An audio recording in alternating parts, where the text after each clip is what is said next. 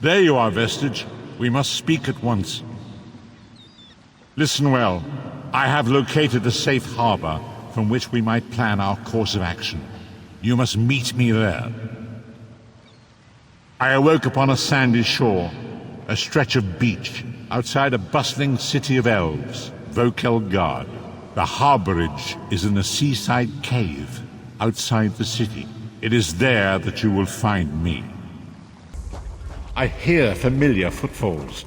Come closer, Vestige. Welcome to the Harborage, Vestige.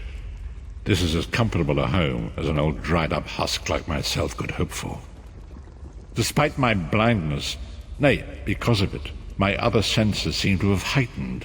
This place had the right smell about it. Indeed, but let us not get ahead of ourselves. Without an understanding of where we are bound, every road will get us nowhere.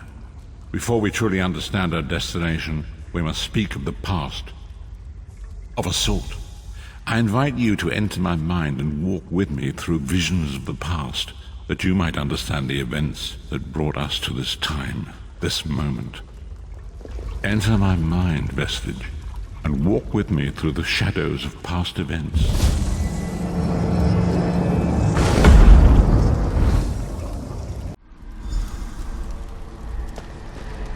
Follow me, Vestige, and learn of the events that precipitated our current crisis.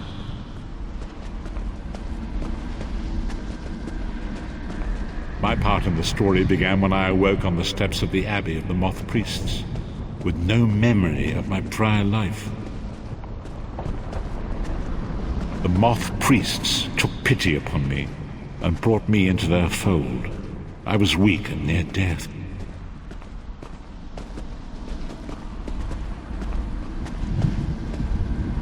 It was there I first set eyes upon the Elder Scrolls and devoted my life to their study. The scrolls allowed me to glimpse the very fabric of reality, but each profound insight dimmed my vision and eventually left me permanently blinded to the light of the world.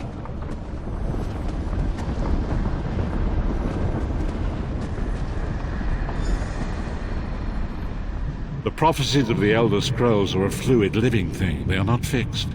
At many points throughout history, the actions of heroic mortals have rewritten them. I only know that you are important, Vestige. The scrolls reveal to me that your destiny is intertwined with that of the Five Companions. The Five Companions were a band of adventurers who sought out an ancient artifact called the Amulet of Kings. They hoped to use this artifact to persuade Akatosh, the dragon god, to accept their leader as one of the Dragonborn. The Dragonborn are mortals destined for greatness, with the blood of the dragons in their veins. It is said that only a true Dragonborn can ignite the eternal dragon fires in the Imperial City. Baron Aquilarius, the son of a Colovian duke, who led a rebellion against the Emperor Leovic and took the crown himself. Alas, Baron was not truly a Dragonborn, as those who sit upon the ruby throne must be, in accordance with tradition.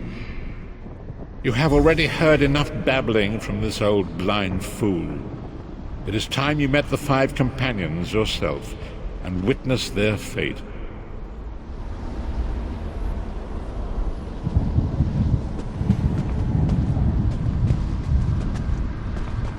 The first companion, Lyris Titanborn, daughter of giants, was the mightiest warrior in the service of the Emperor. Next, Abner Tharn, a powerful sorcerer and Grand Chancellor to the Imperial Elder Council.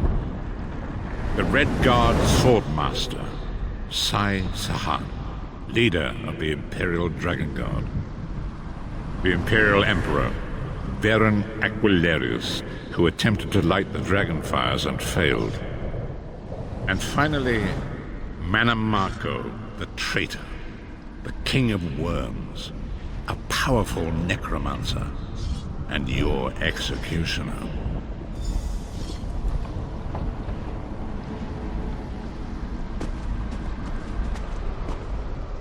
These were the Five Companions who set out from the Imperial City on an epic quest to recover the lost Amulet of Kings. Menimarco convinced Veren that the amulet could be used to perform a ritual that would rekindle the dragon fires. He claimed this would please Akatosh and entice him to adopt Veren as one of the Dragonborn. By tradition, only the Dragonborn can lay claim to the Ruby Throne and rule as the one true Emperor by divine right. Veren conquered Cyrodiil and took the throne, but unless he became Dragonborn, he feared he'd always be thought of as a pretender. Each of the 5 companions were chosen for their skill and courage, and each was given a special role to perform in the party. Who would you like to know more about? You've already met Lyris. She's a Nord warrior from the frozen lands of Skyrim to the north, and it is said that her family lineage contains the blood of giants. Veren chose her for her strength and her loyalty to be his personal bodyguard. Sai Sahan came from a long line of Redguard swordmaster nobles. He was the leader of the Dragon Guard, the security detail of Veren and the Elder Council. While Lyris was Veren's bodyguard, Sai was charged with protecting the entire group. The Therns are one of the most influential families in Cyrodiil. Abner, their patriarch, is the leader of the Elder Council, a powerful battle mage and a shrewd politician. With his council, Veren was able to seize the Imperial throne years before. Menimarco the traitor, the great enemy, the most powerful necromancer this world has ever known. His worm cult infiltrates and corrupts every corner of Tamriel. It was he who convinced Veren to perform the ritual you are about to witness. Disaster, war, and pestilence. A world brought to its knees. Now watch and see how one man's arrogance brought about the greatest threat our world has ever known.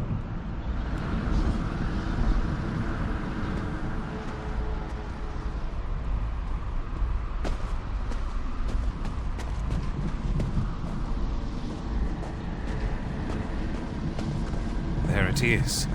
The Dragonfire Brazier. Menimarco, you certain this will work? It will work, my liege. The Amulet of Kings will rekindle the dragon fires and ensure your rightful place as Emperor. You have my word.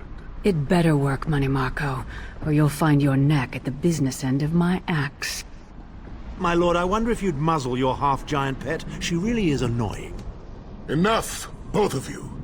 We are here to ensure my lord's rightful claim to the Ruby Throne.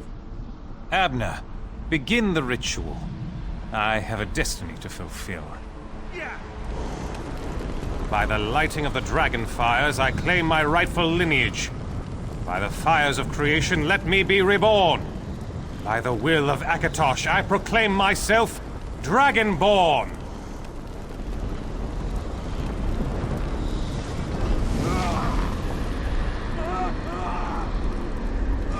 Veren Aquilarius, you are no heir to Alessia. You will pay for your sacrilege. The veil between Tamriel and Oblivion tears and splits asunder. What's happening? The sky's opening up. This is bad. This is very bad. Ah! This isn't supposed to happen. What's the meaning of this? Menimarco, what have you done? Gullible fools! The veil between Oblivion and this world has been torn.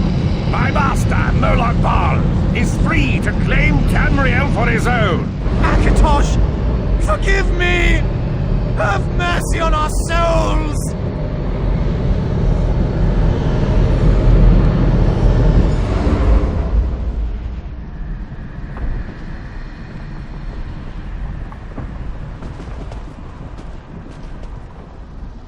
The ritual tore the veil between Nairn and Oblivion, allowing Menimarco to begin stealing the souls his master needed to power the dark anchors and initiate the plane melt. Akatosh gave Alessia the Amulet of Kings as a symbol of his covenant with Nairn. So long as the amulet remained in the care of Alessia's heirs and the dragon fires remained lit, Tamriel would be protected from the Daedra.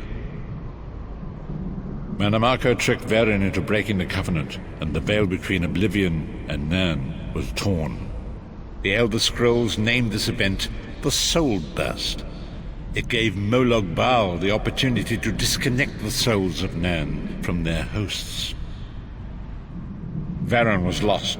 In the chaos of the moment, Sai Sahan took the Amulet of Kings and fled. Lyris was captured by Manamako and delivered to Cold Harbor, the realm of Molag Bal. Tharn remains Chancellor of the Elder Council, and his daughter Clivio rules as Empress Regent. But the true power remains in the hands of Manamako and his worm cult.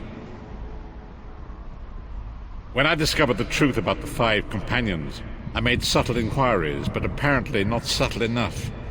Manamako got word of my interests and abducted me. He took me to Cold Harbor, where I remained a prisoner until you freed me. The truth is always a threat to evil men. Manamako feared I would reveal his treachery, and if knowledge of Nan's vulnerability were to become known, it could threaten his master's schemes. Molag Bal does not favor loose ends. Walk with me.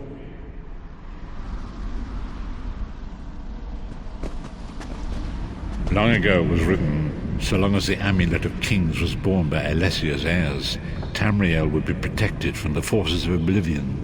But the Soul Burst tore the veil between worlds and gave Molag Bal the opportunity he desired. Molag Bal's dark anchors pierce the torn veil and seek to draw Nan into the depths of Cold Harbor. These terrible engines of destruction have been appearing all throughout Tamriel. If the Lord of Brutality and Domination is successful, he will merge our world and his own in a terrible plane meld. Few will survive the ordeal, and those that do will be enslaved for all eternity. And so it falls to us, Vestige. We must stop Molag Bal and his dark anchors, or our world is doomed. And now history seems to have caught up with us. Shall we return to the Harborage? As you say.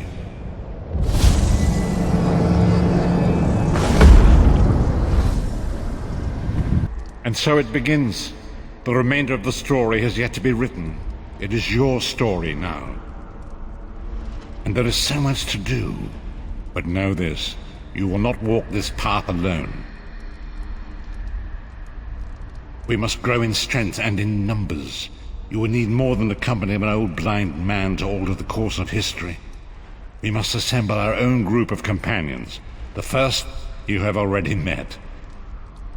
Lyris sacrificed her own freedom to allow us to escape.